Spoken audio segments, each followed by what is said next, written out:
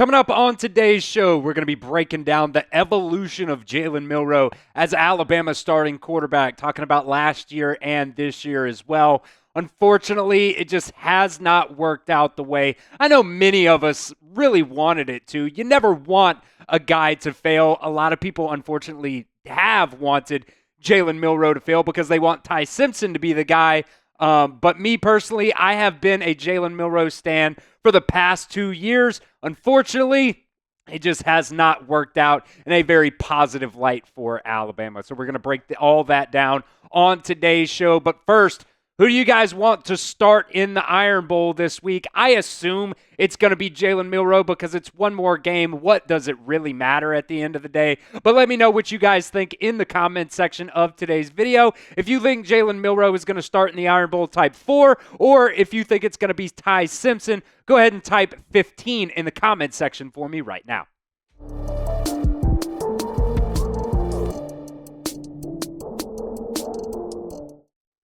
All right, coming up on today's show, I am going to be owning my mistakes and apologizing for staying on this bus too long. For far too long, I have wanted Jalen Milroe to be him. I have wanted him to be the guy that leads Alabama to a national championship.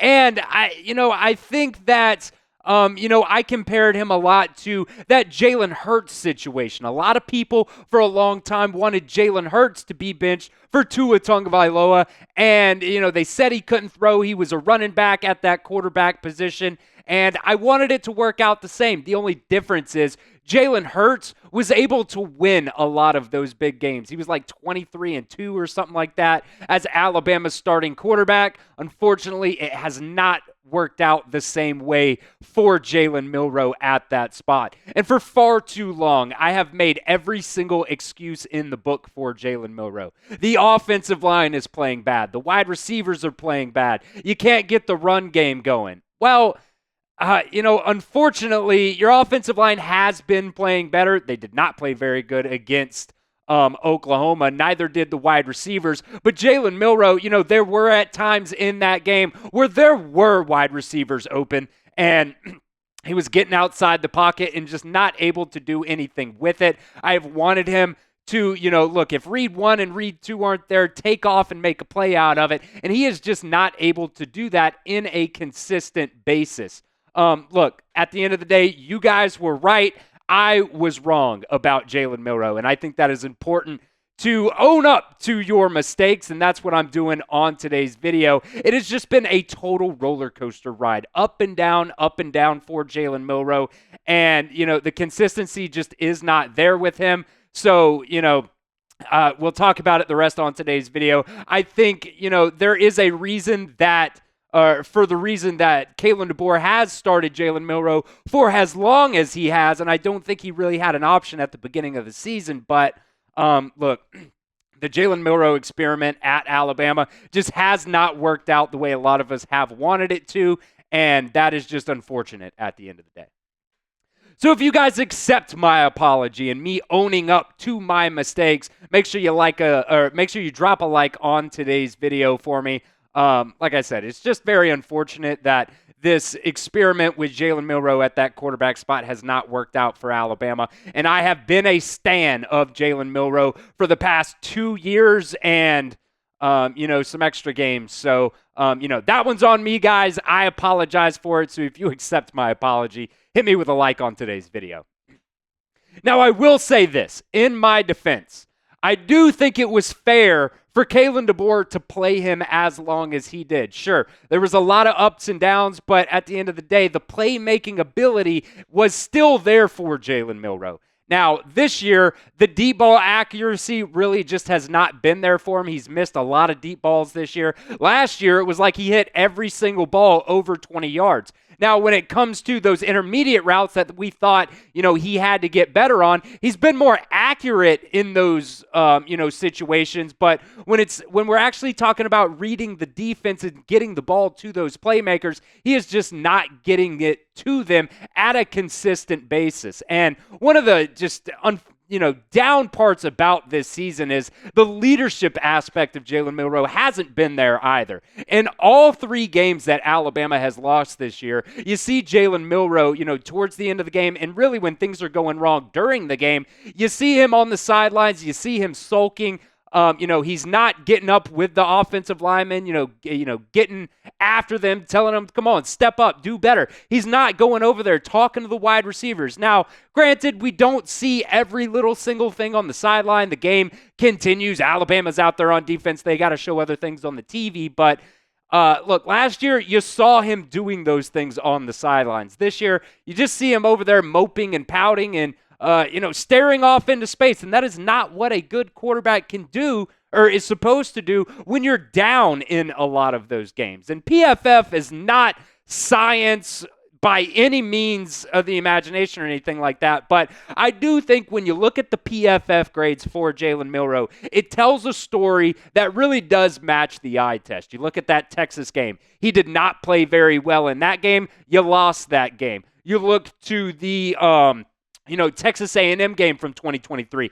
That game was very, very close. He did not play well at all in that game either. You were able to squeak away with a win from that game, but I do think, you look at that, anytime those PFF grades are in the 60s, I don't really care if it says 63 or 69 or 65. If it's in the 60s, it pretty much matches the eye test. You're not playing very well. I don't care what the exact number is at the end of the day. You look at that Georgia game in the SEC championship game last year, he didn't play very well, but your defense really stepped up in that game, and you were able to make a couple of plays to be able to, win that game at the end of the day. You look at that Michigan game as well. The story of Jalen Milroe has just been the up and down roller coaster for him, and it continued to this year as well. And I think a lot of us, including myself, you saw how he played last year. Sure, it was a little bit inconsistent, but you were able to make it into that 4-team college football playoff race.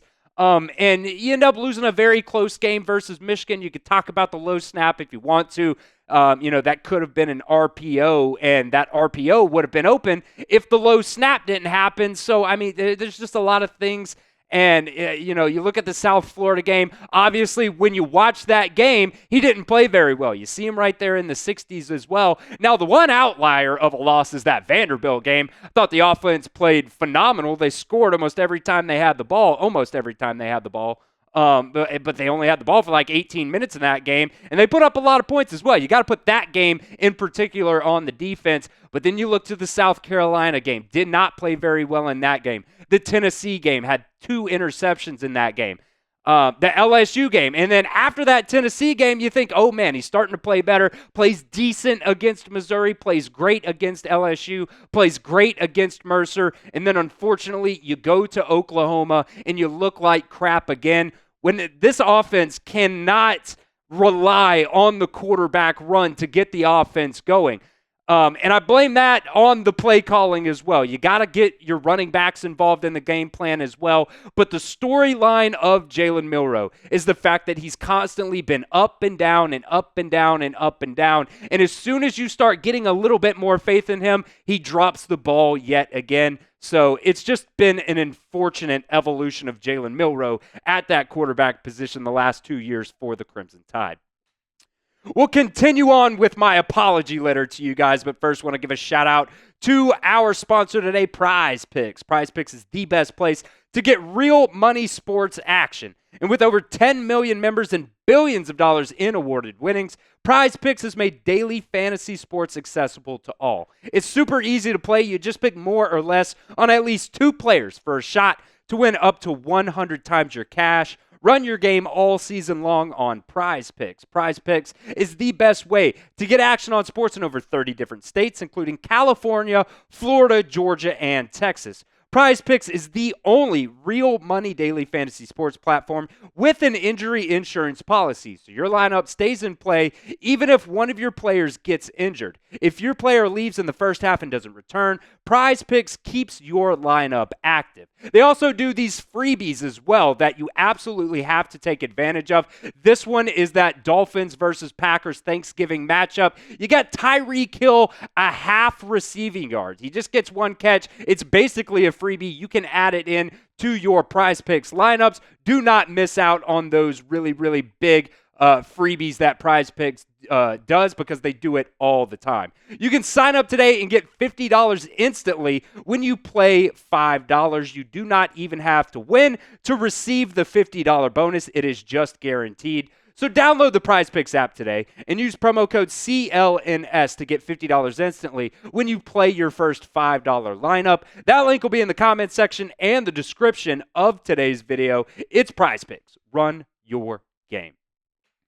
Now, I'm also going to make an excuse for Kalen DeBoer here. In his defense, I don't think he was left with really many options when it comes to starting Jalen Milroe this season. You know, Jalen Milroe was one of the main guys that kept a lot of players from hopping into the transfer portal after Nick Saban retired. So, he's a captain for a reason on this team. The team voted for captains. The coaching staff didn't come in here and just pick a couple of guys to be captain and said, oh, he's the quarterback, he's going to be a captain. Tyler Booker, he's your best offensive lineman, he's going to be a captain. Deontay Lawson, we thought going into the season he would be, at least a top 2 defensive player for you. He's going to be a captain there as well as Malachi Moore. Look, Jalen Milroe was one of the guys that kept this team together in lieu of the coaching change that happened this offseason. Now, I will say, I think he should have been benched after that pick six. There's absolutely no excuse for what happened there. Kobe Prentice, yes, he did take a little bit of accountability there for missing that block, because at the end of the day, that is why that pass got intercepted in that Oklahoma game. If he makes that block, you never know what could happen there. Ryan Williams could catch that ball and go for a few yards, but missing that block, unfortunately, is what caused that interception. But during that interception, what was most unexcusable about that was the just absolute terrible effort that you got from Jalen Milroe after that. You got to be able to get that guy out of bounds. You got to be able to tackle him. He just goes over there like we're playing American football here. We're not playing European football. He goes over there and he tries to make a slide tackle on the Oklahoma defender and just absolutely whiffed him. You got to be able to give your defense a chance there. It really did remind me of going back to that Super Bowl when Cam Newton didn't jump on the fumble. It just it's one of those things in the moment. You got to be able to make that play. I understand you're not going through practice and your quarterback isn't making tackles. But this is football, man. Everybody has had to make a tackle at some point. And when it comes to a big game like that, you got to be able to give your defense a chance. And whether or not it would be too little too late at that point, who knows? But you got to be able to go out there and give your team a chance. And when it comes to Ty Simpson, sure, I think after that pick six, Ty Simpson should have been put into the game. But look, would Ty Simpson have done any better? It's up in the air. We don't know that. The offensive line was playing absolutely terrible in that game versus Oklahoma. The wide receivers had a bunch of missed, drops during that game, especially early in the game. And to Jalen Milroe's defense, that doesn't allow you to get into any kind of a flow in that game. Even late in the game, you saw C.J. Dupree also dropped another ball in that game. So whether or not Ty Simpson would have made any kind of impact in that game, maybe he would have, maybe he wouldn't have. It's just something that we can't really say. But look, at the end of the day, I think next year Ty Simpson is the guy that's going to be the quarterback for Alabama, and we'll talk about some more options there as well. But make sure you guys are subscribed right here to the Alabama Football Report. We've got free informative videos for you every single day of the week. All year long as well. We do not stop just because the season, comes to an end. Our next goal here, we're trying to hit 22,000 subscribers. We're only 342 away, so help me out. Hit that sub button right now. Now, what's next for Jalen Milroe here? My hope is that he goes off to the NFL draft.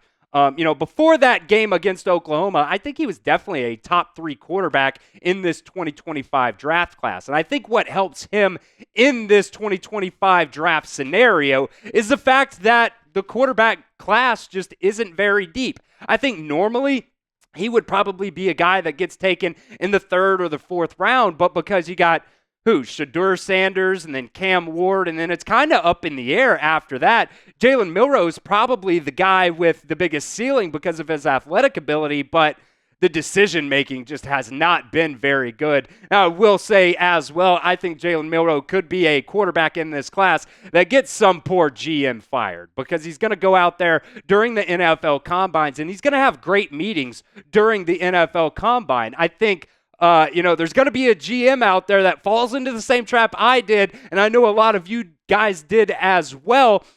They like him as a person. I love him as a person, but when it comes to talking about football, he's going to do a great job when it comes to that as well. But when you actually go out there in games on the field, he's just not making the correct decisions out there. Now, this is not saying that Jalen Milroe can't go on and, just continue to develop. Sure, it might come a little bit slower, but, some players, it takes a little bit longer for those guys to develop. Who knows? Maybe he has a great career in the NFL one day. But the big problem is right here for Alabama is the fact that Jalen Milroe still does have extra eligibility left. And technically, he still could stay with Alabama next year. Now, is that what is best for the team? I don't know. Probably not. You're going to start to have a backlog at that quarterback position. Ty Simpson has been patiently waiting his turn for a long time now here at Alabama. He could have been a guy that chose to go into the portal when Nick Saban retired, and he said to the media, no, I want to stay here and I want to be a part of the first national championship team at Alabama with Kalen DeBoer. You could even argue before that, Ty Simpson can be a starter for a lot of teams out there, and he has decided to stay here at Alabama. Even when he committed, he said he'll take the Mac Jones route and wait his turn to be the quarterback here at Alabama. Even though his talent speaks for itself, I think he can go out there and be the starter for another team out there. So if Jalen Milroe stays, I think it just creates a lot of problems for Alabama. And if he doesn't go to the draft, maybe there's this kind of Roydell Williams situation where, look, you probably shouldn't go to the NFL draft, but you're going to just create a backlog here at the running back position like Roydell Williams kind of was in that situation last year. He had to hit the transfer portal and ended up making his way down to Florida State. So what do you guys think happens to Jalen Milroe at the end of the season here? Do you think he goes to the NFL draft? Type D in the comments. If you think he stays at Alabama, type S. I think that's the least likely scenario, to be honest with you. Or if you think he hits the transfer portal, go ahead and type T in the comment section right now.